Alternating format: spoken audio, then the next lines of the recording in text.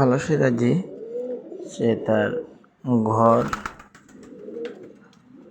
গোছানোর জন্য ব্যস্ত। সে বাইরে বের হয় আর ছাদে যায়। ছাদের থেকে খড়কুটা এনে এনে সে তার ডিম পেড়ে থালা বানানো এবং বাচ্চা ফুটানো, সেই থালা বানানোর কাজে সে ব্যস্ত।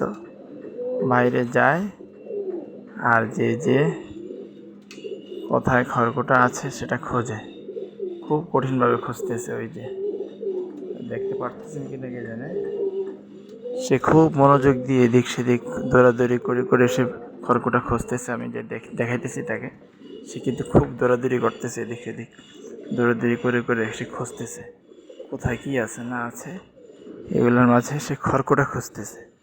আসলে ঢাকা শহর, ছাদের উপরে আর কি আর খড়কুটা থাকবে, তেমন কিছুই নাই।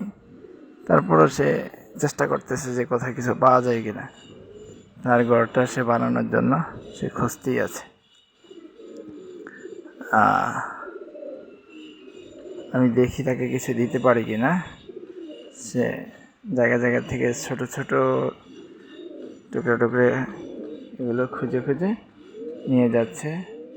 এখানে দেখি কিছু একটা নিয়েছে তার মুখে, এটা নিয়ে সে এখন চলে যাবে তার ঘরে। হ্যাঁ, ওই যে তার মুখে একটা কিছু একটা আছে।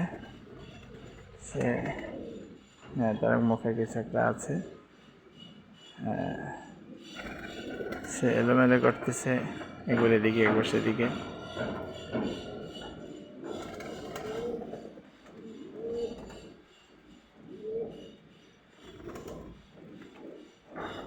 আসবে সে, ঠিক কোথায় আসবে।